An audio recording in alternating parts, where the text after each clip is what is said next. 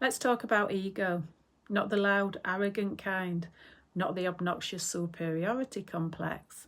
I'm talking about the quiet ego, the one that gets defensive, the one that needs to be right, the one that feels attacked, even when no one is attacking you. The ego isn't evil, it's protective. And what actually is ego? Well, in psychology, especially in the work of Sigmund Freud, the ego was described as the part of the mind that mediates between instinct and morality. It tries to keep us safe and socially acceptable. But here's the problem. When you've experienced trauma, rejection, or emotional neglect, your ego becomes hyper-protective. It turns into armour, and armour is heavy. Unchecked ego can make you defensive instead of curious. It can make you argue instead of listening. It makes you avoid feedback. It makes you self-sabotage when things are going well. And it makes you cut people off instead of communicating.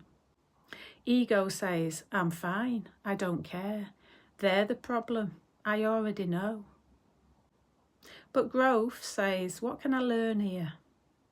The ego hates vulnerability, but growth requires it.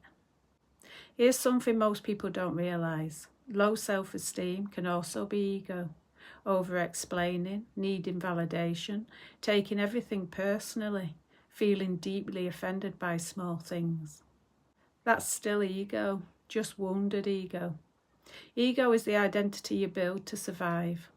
But survival isn't the same as evolution.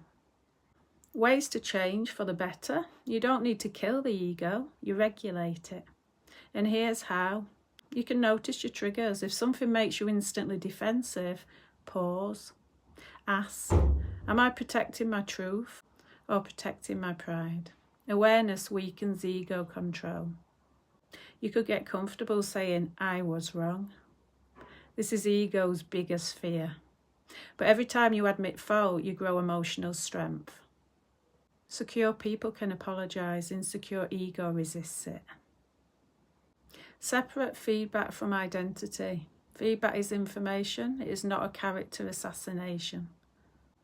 When you stop seeing correction as rejection, your nervous system calms. You could choose curiosity over control. Ego wants control and growth wants understanding. Instead of, how dare they, try, why did that affect me so much? That question alone can change your life. The final truth is that ego isn't your enemy. It protected you when you needed protection. But if you let it run your relationships, your business, your healing journey, it will isolate you. The most powerful people aren't ego-free, they're ego-aware. And awareness is freedom.